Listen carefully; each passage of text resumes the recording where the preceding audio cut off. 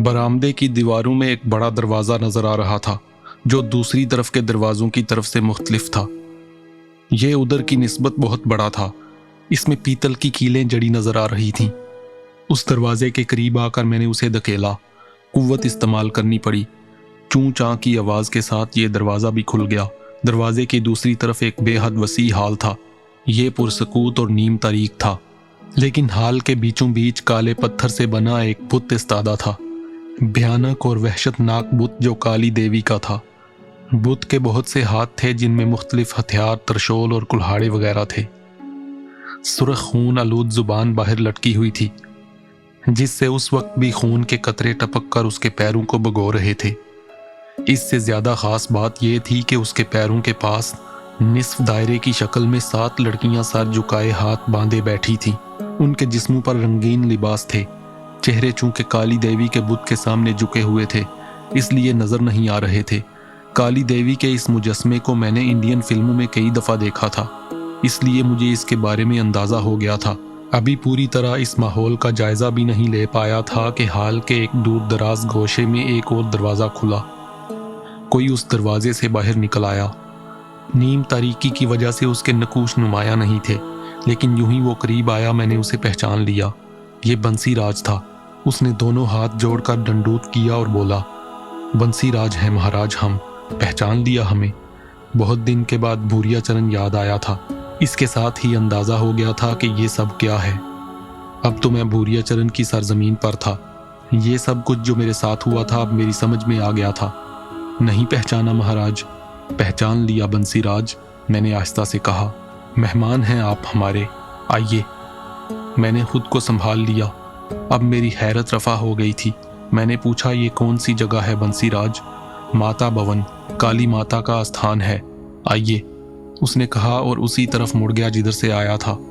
मैंने उसके पीछे कदम उठा दिए। उस दरवाजे पर पहुंचकर वो रुका और मुझे देखने लगा। मैं करीब पहुंचा तो वो अंदर दाखिल हो गया।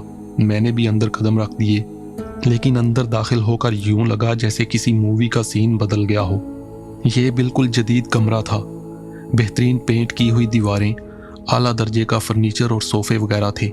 बैठिए महाराज, देवी जी आ रही हैं, बंसी राज ने कहा और एक दूसरे दरवाजे से अंदर चला गया। मैं अहमकू की तरह कुछ देर खड़ा रहा, फिर एक सोफे पर बैठ गया। पता नहीं ये देवी जी कौन थीं और क्या करने वाली थीं। ज्यादा देर नहीं गुजरी थी कि उस दरवाजे से देवी जी अंदर दाखिल हुई। मेरी नजरें उसकी तरफ उठ गईं। उसे देखकर मेरे सर में जैसे बम फट गया। खूबसूरत गुलाबी साड़ी में मलबूस, माथे पर सुर्ख बिंदी लगाए, हसीन नक्शो निगार की मालिक डॉक्टर नीमू चली आ रही थी।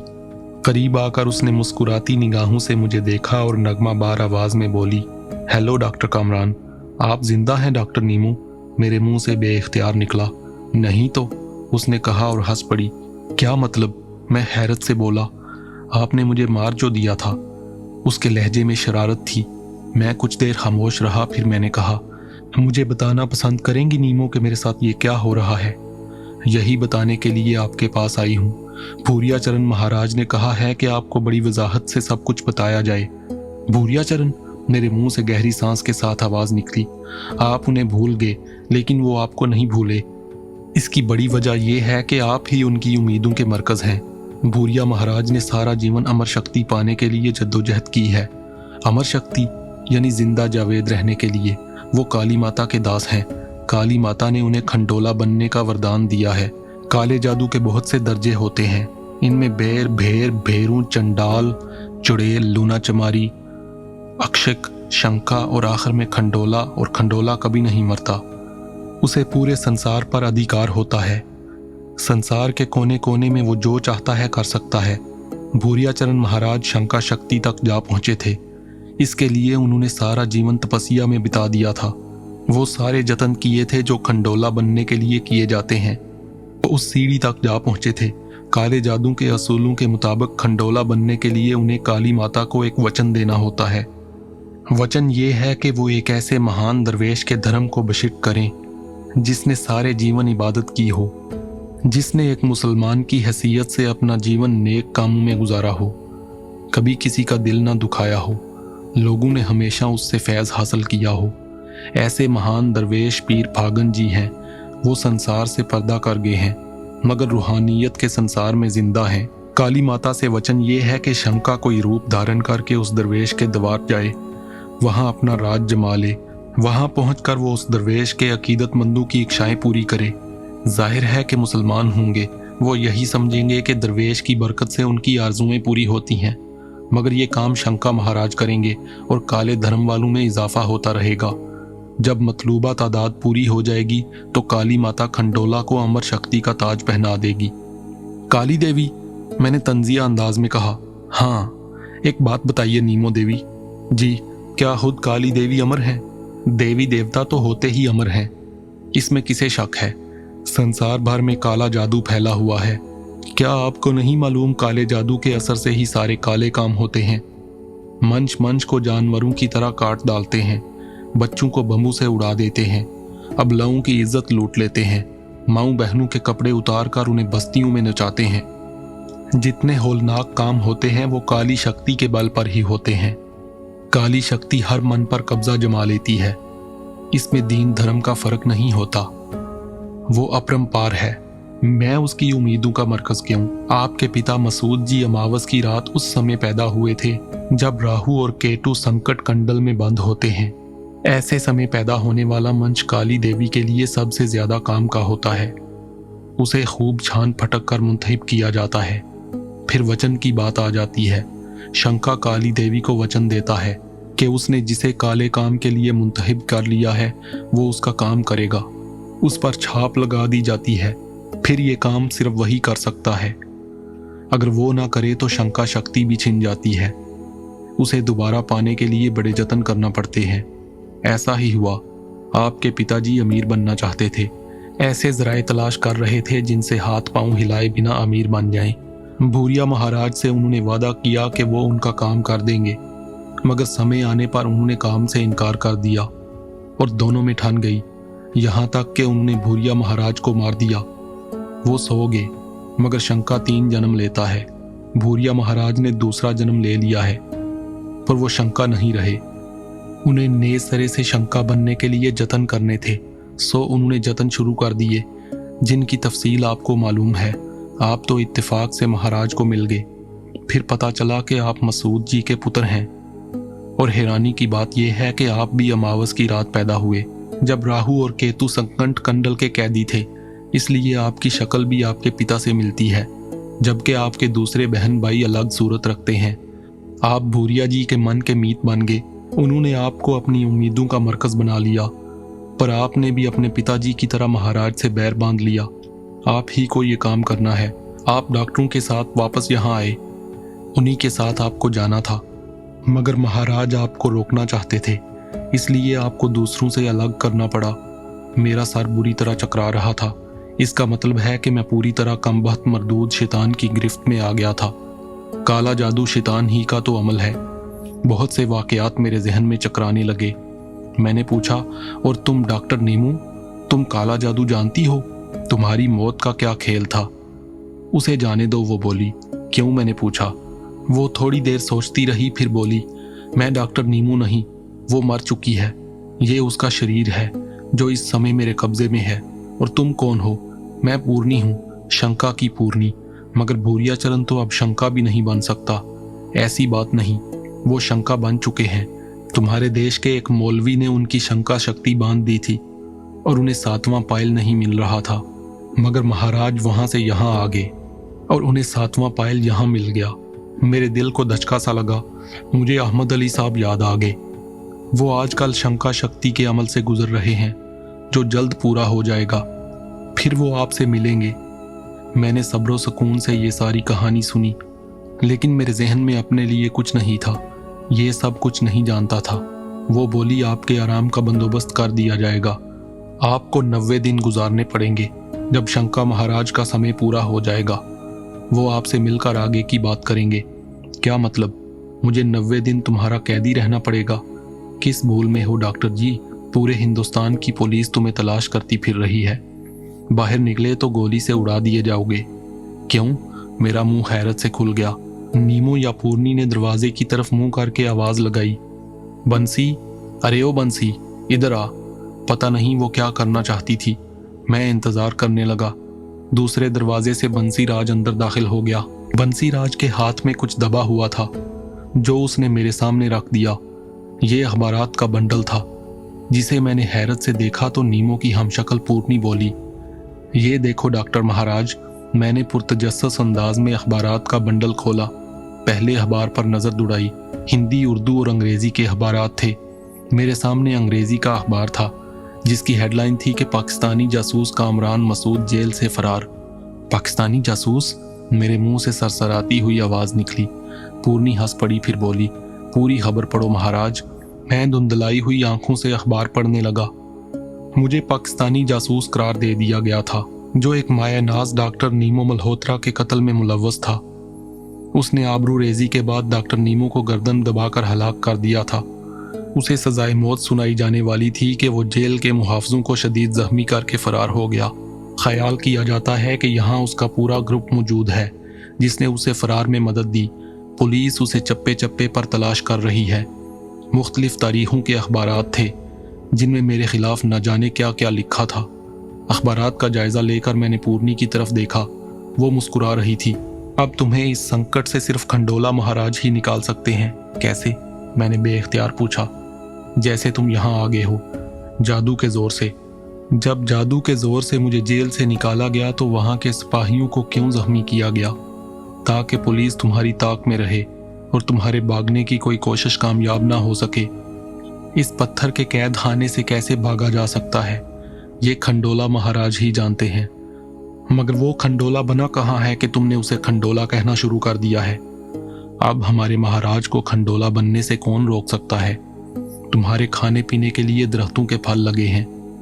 फल अच्छी ग़िज़ा होते हैं। मैं चलती हूँ। इस इमारत में तुम आराम से घूम फिर सकते हो, कोई पाबंदी नहीं। ये इमारत क्या है? मुगलों ने बनाई थी, नूरबांदी कहलाती है, मगर अब काली कंड है। चलती हूँ। मैं उसे जाते हुए देखता रहा। जैसे ही वो आंखों से ओझल हुई मेरा दिल बड़ी शिद्दत से धड़क रहा था। इस लिकोदिक इमारत में तन्हा कैसे रहूंगा, वो भी 90 दिन। कितनी होलनाक वीरानी है। दोनों तरफ ऐसा ही सुनसान माहौल था, मगर उधर काली का हैबतनाक बुत था जिसे देखकर जान निकलती थी। जाने मुझे किस गुनाह की सजा मिल रही है। पास पड़े अखबारात मुंह चढ़ा रहे थे। बाहर कदम कदम पर मौत मेरे ताक़ब में थी। क्या वाकई यहाँ से निकलने की कोई सबील नहीं? अचानक बंसीराज का ख्याल आया। वो अंदरूनी कमरे से बाहर निकला था। मैं उस कमरे की तरफ चल पड़ा। दरवाजे से अंदर दाखिल हुआ। बेहद वसी कमरा था, लेकिन वहां पत्थरीली दीवारों और ऐसे ही संगी फर्श के सिवा कुछ नहीं था। कोई दूसरा दरवाजा भी नहीं था। मायूस होकर बाहर निकल आया। हिम्मत करना थी, ऐसे गुजारा नहीं हो सकता। काली के बुत वाले हाल से बाहर आ गया। लान अबूर करके दूसरे हिस्से में पहुंच गया। उसके चप्पे चप्पे को देख डाला। अजीब भूल भुलैयां थीं। घूम फिर कर वहीं आ जाता था। आखिर थक कर एक जगह बैठ गया। नींद आ गई और मैं वहीं जमीन पर लेट गया। आंख खुली तो गहरी तारीकी छाई हुई थी, गोया रात हो गई थी। शदीद भूख और प्यास का एहसास हुआ। सुबह से हाक तक मुंह में उड़कर नहीं गई थी, लेकिन यह गहरी काली रात और बाहर फैली वीरानी, भूख प्यास के लिए कुछ नहीं किया जा सकता था। चुनाचे सब्र के सिवा और कोई चारा नहीं था। अलबत्ता रात सोते जागते गुजर गई। सही मानों में ये जादू नगरी थी। सारी रात कदमों की आहटें, चीजें गिरने की आवाजें और बंसीराज की आवाजें सुनाई देती रहीं। कई बार यूं लगा जैसे कोई मुझे झुक कर देख रहा हो। दहशत से रोंगटे खड़े होते जा रहे थे। उठकर बैठ जाता था। सोचें थीं कि दिमाग फाड़े दे रही थीं। 90 दिन इस अकूबत खाने में कैद रहूंगा, फिर क्या होगा? बूरिया चरण के शंका बन जाने का अमल पूरा हो जाएगा, फिर वो मुझे पीर फागन के मज़ार पर जाने के लिए कहेगा। क्या करूंगा मैं? एकदम दिल में हौसला सा जागा। जिंदगी अल्लाह की अमानत है, हर कीमत पर वापस जाएगी। तरीकाकार कैसा भी हो, फिर खौफ की क्या बात है जब और जैसे चली जाए। एक मज़ार पाक का तकद्दस किसी कीमत पर पामाल नहीं करूंगा, चाहे 100 बार मरना पड़े। ये सोचकर आंखें बंद की और सुबह हो गई। उठकर बैठ गया। खौफ को जहन से झटक कर संजीदगी से सोचा कि अब क्या करना चाहिए। अहाते में पपीते के दरख्त देखे। मीठी मीठी खुशबू बता रही थी कि दरख्तों पर फल लगे हुए हैं, उन्हीं से पेट भरना होगा। अपनी जगह से उठकर बाहर निकल आया। फिर पूरी इमारत में आवारागर्दी शुरू कर दी। ایک جگہ کنواں نظر آ رہا تھا۔ ڈول اور رسی سے اندازہ ہو گیا کہ استعمال کیا جاتا ہے۔ اللہ کا شکر ادا کیا کہ کھانے پینے کا بندوبست ہے۔ ڈول کنویں میں ڈال کر پانی کھینچا، پہلے منہ دھو کر چند گھونٹ پیے، پھر پپیتے کے ایک درخت پر قوت آزمائی کی۔ میٹھے پپیتے نے بھوک مٹائی۔ اس کام سے فارغ ہو کر عمارت گردی شروع کر دی۔ پوری عمارت کا جائزہ لے کر یہ اندازہ قائم کیا کہ مغل اتنے بے وقوف نہیں تھے کہ ایسی عمارت بناتے جس میں کوئی دروازہ ہی نہ ہو۔ عمارت میں باہر جانے کا کوئی دروازہ نہیں تھا۔ یہ عمل جادو کے زور سے کیا گیا تھا۔ بوریا چرن لافانی زندگی چاہتا تھا، شیطانی قوتیں حاصل کر کے پوری دنیا پر اجارہ داری کا خواہشمند تھا، احمق تھا۔ کائنات کی تاریخ میں کتنے آئے جنہوں نے اللہ کے قانون میں رخنہ انداز ہونے کی کوشش کی اور دنیا کے لیے عبرت بن گئے، بلکہ اللہ کے بندوں کا ایمان مستحکم ہوا کہ ذات باری کے حکم سے انحراف ایک مضحکہ خیز سوچ ہے۔ اس کائنات کا ذرہ ذرہ فانی ہے، ہر شے اس کی امانت ہے اور اسی کو واپس جانی ہے۔ اس میں تبدیلی کا خواہشمند صرف اپنی جان کھونے کے سوا کچھ نہیں پاتا۔ عمارت کا جائزہ لیتے ہوئے اس وقت میں ایک در کے پاس سے گزر رہا تھا جس کی ڈاٹ گول تھی۔ در کے عین سامنے دیوار تھی جس کے دونوں طرف پتلے راستے نظر آ رہے تھے۔ ایک لمحے توقف کے بعد میں نے در کے اندر قدم رکھ دیے۔ ایک دم گلاب کے پھولوں کی خوشبو محسوس ہوئی، یوں لگا جیسے وہاں گلاب اگے ہوں۔ پتلے راستے کو جو صرف چند قدموں کا تھا عبور کر کے دوسری طرف پہنچا تو ایک وسیع جگہ نظر آئی جس کے بیچوں بیچ ایک پکی قبر نظر آ رہی تھی۔ قبر پر کتبہ لگا ہوا تھا جس کے الفاظ پر مٹی کی تہ جمی ہوئی تھی، وہ نظر نہیں آ رہے تھے۔ اس ظلمت کدے میں یہ مزار کس کا ہے؟ آس پاس کہیں پھول نظر نہیں آ رہے تھے، جس کا مطلب تھا کہ خوشبو اس مزار پاک سے آ رہی ہے۔ آگے بڑھ کر قمیض کے دامن سے مٹی صاف کی تو تحریر نظر آئی، سید غلام غوث علی، ازغام البراس، سن وفات 16 شعبان 917 ہجری۔ فوراً ہی ہاتھ اٹھ گئے۔ میں نے فاتحہ خوانی شروع کر دی۔ خدا کو حاضر ناظر جان کر کہتا ہوں، ایک دم دل میں ایسی خوشی ابھری جیسے دیار غیر میں اچانک کوئی اپنا مل جاتا ہے۔ بڑے خشوع و خضوع سے فاتحہ خوانی کی، تبھی ایک سرسراتی ہوئی آواز ذہن میں گونجی، ڈر رہا ہے؟ ہاں، بے اختیار ذہن نے جواب دیا۔ زبان جنبش نہیں کر رہی تھی۔ کیوں؟ نحوستوں میں گرفتار ہوں۔ ایمان کی کمزوری کا نتیجہ ہے۔ بھول جاتے ہو کہ تمہیں کتنا بڑا تحفظ حاصل ہے۔ اس وقت جب تم دنیا کے بارے میں کچھ نہیں جانتے، تمہارے علم میں کوئی رشتہ نہیں ہوتا، تمہارا پہلا رشتہ اس ذات باری سے قائم ہوتا ہے۔ تمہارے کان میں اذان کہی جاتی ہے، اللہ اکبر، اللہ اکبر، اور تم تحفظ کے حصار میں آ جاتے ہو، اس سے واقف ہو جاتے ہو جو تمہاری ہر سانس کا ضامن ہے۔ ازل سے ابد تک وہ تمہیں اپنی عنایتوں سے نوازتا ہے، تم اسے بھول جاتے ہو، وہ تمہیں کبھی نہیں بھولتا۔ مانگو اس سے، وہ ضرور دیتا ہے۔ میں یہاں سے نکلنا چاہتا ہوں، میرے دل سے آواز اٹھی۔ تو نکل جاؤ، کیا رکاوٹ ہے؟ یہاں کوئی دروازہ نہیں، کوئی دیوار بھی نہیں ہے۔ جواب ملا اور میرے سامنے سے جیسے کوئی رکاوٹ ہٹ گئی۔ یکدم ماحول کھلا کھلا محسوس ہوا۔ سبحان اللہ، سبحان اللہ، میں اس عمارت میں نہیں تھا۔ عین سامنے جامع مسجد دہلی نظر آ رہی تھی۔ ایک لمحے میں نے اسے پہچان لیا۔ میرا رواں رواں لرز رہا تھا۔ اپنی اس وقت کی کیفیت کو کوئی نام نہیں دے سکتا، بس ساکت اور جامد کھڑا تھا، پھٹی پھٹی آنکھوں سے باہر کی رونق دیکھ رہا تھا۔ اس عمارت کا دور دور تک پتہ نہیں تھا جہاں چند لمحے پیشتر کھڑا تھا۔ یہ ایسا معجزہ تھا کہ سارا وجود ہل کر رہ گیا۔ السلام علیکم، سلام کی آواز سن کر چونک پڑا۔ پلٹ کر دیکھا تو ایک بزرگ سامنے کھڑے تھے، شیروانی اور پاجامے میں ملبوس تھے، پاؤں میں سلیم شاہی اور سر پر دوپلی ٹوپی، مکمل دہلوی لگ رہے تھے۔ عزیزی سلام کا جواب نہیں دو گے؟ ہمیں یقین ہے کہ مسلمان ہو۔ مرزا ابراہیم بیگ کے صاحبزادے کو ہم نہ پہچانے تو اور کون پہچانے گا؟ وعلیکم السلام جناب، میرے بارے میں آپ کو غلط فہمی ہوئی ہے۔ ارے آپ کو علم ہے کہ ہر جھوٹ گناہ ہوتا ہے، چاہے وہ کسی بھی عمل کے تحت بولا جائے۔ آئیے آپ کو ناشتہ کروائیں۔ وہ دیکھیے، بننے میاں کی نہاری کی دیگ سے خوشبو کی لپیٹیں اٹھ رہی ہیں، اور وہ تازہ روٹیاں۔ آئیے، ہم بے قابو ہو گئے ہیں۔